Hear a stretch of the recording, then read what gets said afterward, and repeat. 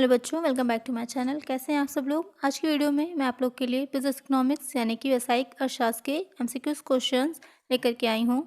इससे पहले भी मैंने इस पर वीडियोस डाली हुई हैं, अगर आपने वो नहीं देखी हैं तो उसका लिंक आपको डिस्क्रिप्शन में मिल जाएगा इस वीडियो के, आप वहाँ से जा करके देख सकते हैं। एक अलग प्ले लिस्ट है जिससे आसानी से आप उसे ढूंढ सकते हैं। और भी सब्जेक्ट हैं, स्टैटिक्स है, इकोनॉमिक्स है, ऑर्गेनाइजेशन है, जिसकी भी एमसीक्यूज वीडियो आपको मेरे चैनल पर मिल जाएंगी। इसके अलावा भी किसी और सब्जेक्ट पर आप एमसीक्यूज वीडियो या इंपॉर्टेंट क्वेश्चन की वीडियो चाहते हैं तो मुझे अपना एयर और सब्जेक्ट नेम कमेंट करिएगा। अगर चैनल पर नए हो तो जल्दी से सब्सक्राइब कर लीजिए और नोटिफिकेशन बिल को भी ज़रूर ऑन कर दीजिएगा। और वीडियो अच्छी लगे तो लाइक करिएगा। आइए शुरू करते हैं। पहला क्वेश्चन है आपका, औसत लागत के घटने पर सीमांत लागत स्थिर रहती है, सीमांत लागत बढ़ती है, सीमांत लागत घटती है या फिर उपरोक्त में से कोई नहीं। तो जो आपका एवरेज कॉस्ट जब रिड्यूस हो रही होगी, जब कम हो रही होगी, तो क्या होता है, जो आपकी मार्जिनल कॉस्ट होती है वो घटने लगती है। तो यहाँ आपका एक आंसर हो जाएगा ऑप्शन सी। नेक्स्ट क्वेश्चन है, उत्पादन वृद्धि के साथ साथ औसत कुल लागत एवं औसत परिवर्तनशील लागत के बीच अंतर, difference between average total cost and average variable cost with increase in production. तो वहाँ पर क्या होगा, इंक्रीज होगी, डिक्रीज होगी, कीप्स ऑन इंक्रीजिंग या फिर रिमेन्स कांस्टेंट। तो यहाँ पर आपको ये बताना है कि जैसे जैसे उत्पादन आपका बढ़ता जाता है तो क्या औसत कुल लागत और औसत परिवर्तनशील लागत जो है उसके बीच का जो डिफरेंस होता है वो क्या होता है, बढ़ता है, घटता है, घटता बढ़ता रहता है या फिर स्थिर रहता है। तो जैसे जैसे उत्पादन वृद्धि की जाती है वैसे वैसे औसत परिवर्तनशील लागत जो होती है क्या होगी, कम होती चली जाती है, घटती जाती है। इसका जो वक्र बनता है वो यू आकार के जैसा हो जाता है। आरंभ में घटना शुरू कर देती है, उसके बाद एक न्यूनतम बिंदु पर पहुंच जाएगी, उसके बाद क्या होती है, बढ़ने लगती है। तो यहाँ पर एक आंसर हो जाएगा आपका ऑप्शन बी। नेक्स्ट क्वेश्चन है, सीमांत लागत औसत लागत को उसके न्यूनतम बिंदु पर काटती है, उसके न्यूनतम बिंदु से पहले काटती है, उसके उच्चतम बिंदु पर काटती है, उसके न्यूनतम बिंदु के बाद काटती है। जो मार्जिनल कॉस्ट होती है और एवरेज कॉस्ट होती है, तो आपने पढ़ा होगा तीन तरह की चीज़ें मिली होंगी आपकी, टोटल हो जाती है, एवरेज हो जाती है और मार्जिनल हो जाती है। तो जो मार्जिनल कॉस्ट होती है वो एवरेज कॉस्ट को उसके न्यूनतम बिंदु पर काटती है। आपका एक आंसर हो जाएगा ऑप्शन ए। नेक्स्ट क्वेश्चन है, उत्पादन वृद्धि के साथ साथ औसत स्थिर लागत जो आपकी एवरेज फिक्स्ड कॉस्ट है, जैसे जैसे प्रोडक्शन इंक्रीज हो रहा है वैसे वैसे क्या होगा, डिक्रीज होगी, इंक्रीज होगी, वो घटती बढ़ती रहेगी या फिर स्थिर हो जाएगी।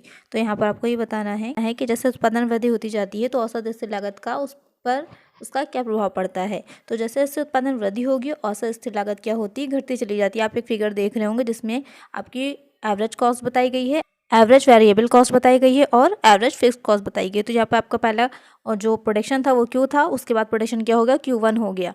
तो क्या आप देख रहे हैं कि जो आपकी फिफ्थ एवरेज फिक्स्ड कॉस्ट है वो घटती चली जा रही है। तो आपका करेक्ट आंसर हो जाएगा ऑप्शन ए। नेक्स्ट क्वेश्चन है, उत्पादन बंद कर देने पर स्थिर लागतें बढ़ जाती हैं, परिवर्तनशील लागतें कम हो जाती हैं, परिवर्तनशील लागतें शून्य हो जाती हैं या फिर स्थिर लागतें शून्य हो जाती हैं। तो आपने पढ़ा होगा कि दो तरह की लागतें मिलाकर के हमारी कुल लागत बनती है, स्थिर लागत और परिवर्तनशील लागत। परिवर्तनशील लागत क्या होता है, जैसे जैसे उत्पादन करते जाते हैं तो उसमें आपका प्रति इकाई लागत क्या होगी, स्थिर रहेगी, लेकिन जो आपकी कुल लागत होती है वो घटती बढ़ती रहती है। लेकिन जो स्थिर लागतें होती हैं, उत्पादन किया जाए या फिर उत्पादन कार्य बंद रहे, उसकी कुल राशि में कोई भी परिवर्तन नहीं होता है। तो उत्पादन बंद कर देने पर भी उसमें कोई परिवर्तन नहीं आएगा, लेकिन परिवर्तनशील लागतें क्या हो जाती हैं, वो शून्य हो जाती हैं। उत्पादन होने पर वो लागतें होती हैं, अन्यथा नहीं होंगी। आपका करेक्ट आंसर हो जाएगा ऑप्शन सी। नेक्स्ट क्वेश्चन है, माल्थस के अनुसार जनसंख्या में वृद्धि होती है। According to Malthus population grows, अंगड़तीय रूप में, ज्यामितीय रूप में, स्थिर दर से या फिर उपयुक्त में से कोई नहीं। तो आपने पढ़ा होगा कि माल्थस की एक बुक लिखी थी उन्होंने, प्रिंसिपल ऑफ पॉपुलेशन, जिसमें उन्होंने बताया था कि जनसंख्या में जो वृद्धि होती है वो होती है ज्यामितीय रूप में। तो आपका करेक्ट आंसर हो जाएगा ऑप्शन बी। नेक्स्ट क्वेश्चन है, निम्न में से ही अंकित कीजिए, which of the following is correct. यहाँ पर कुछ इक्वेशंस दे रखी हैं, आपको ये बताना है इसमें से सही कौन सी है। पहली इक्वेशन दे रखी है TVC यानी total variable cost is equal to total cost minus total fixed cost. सही है कि आपकी जो टोटल वेरिएबल कॉस्ट कैसे निकलती है, जो टोटल कॉस्ट होती है उसमें से जब हम टोटल फिक्स्ड कॉस्ट को लेस कर देते हैं, तो ये करेक्ट है। नेक्स्ट ऑप्शन आपका टोटल कॉस्ट दे रखी है is equal to TVC minus TFC, तो ये गलत है। टोटल कॉस्ट क्या होती है, total variable cost plus total fixed cost, यानी कि दोनों को जब ऐड कर देते हैं तो उसका जो टोटल आता है वो हो जाती है टोटल कॉस्ट। TFC आपकी गलत है, TVC प्लस TC। तो यहाँ पर आपका जो टोटल फिक्स्ड कॉस्ट होती है वो टोटल कॉस्ट में से जब हम टोटल वेरिएबल कॉस्ट को लेस करते हैं तब निकल के आती है, और डी ऑप्शन भी गलत है।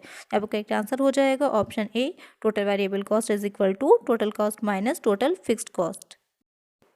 नेक्स्ट क्वेश्चन है, मौद्रिक लागत में शामिल है, मनी कास्ट में क्या क्या इंक्लूड होता है, आपको बताना है।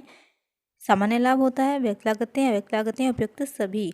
तो यहाँ पर क्या होता है, आपका मौद्रिक लागत में इन तीनों ही चीज़ों को शामिल किया जाता है। जो आपका नॉन प्रॉफिट है, किसी भी बिज़नेस को चलने के लिए आपको प्रॉफिट की ज़रूरी है। अगर प्रॉफिट नहीं होगा तो कोई बिज़नेस भी नहीं चल पाएगा।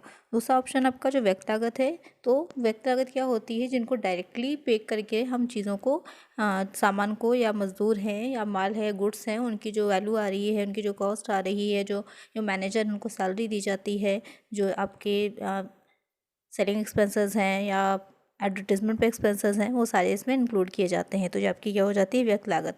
और जो अव्यक्त लागतें होती हैं, जिनको हम सामने से जो है आप पेमेंट नहीं कर रहे होते, लेकिन क्या होगा, उसको भी व्यय किया जाता है। जैसे कि जो पूंजी लगाई होती है, उसके बदले में क्या होता है, उसे इंटरेस्ट दिया जाता है, ब्याज दिया जाता है, तो वो भी आपकी लागत इसमें ही शामिल की जाती है। तो वो हो जाती है अव्यक्त लागत। तो यहाँ पर करेक्ट आंसर हो जाएगा ऑप्शन डी।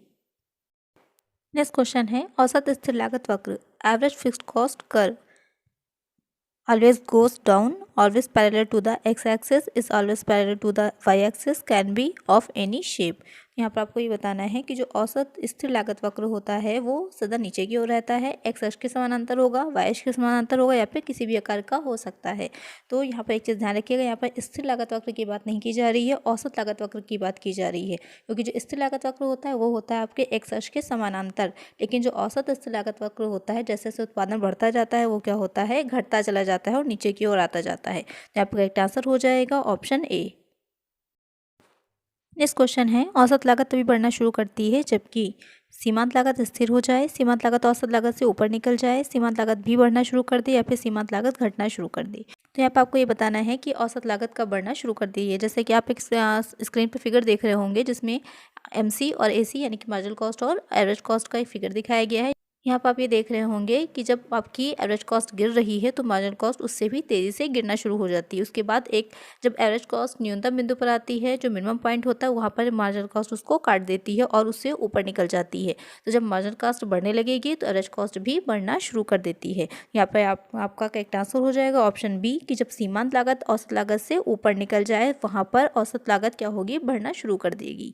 तो आज की वीडियो में इतना ही, मिलते हैं नेक्स्ट वीडियो में कुछ और नए क्वेश्चंस के साथ। अगर वीडियो अच्छी लगी हो तो लाइक करिएगा, चैनल पे नए हो तो सब्सक्राइब करिएगा, नोटिफिकेशन बेल को जरूर ऑन करिएगा, जिससे जो भी वीडियो मैं डालूँ उसको नोटिफिकेशन आपको मिल जाए। ज़्यादा से ज़्यादा फ्रेंड्स के साथ शेयर करिएगा। Thank you.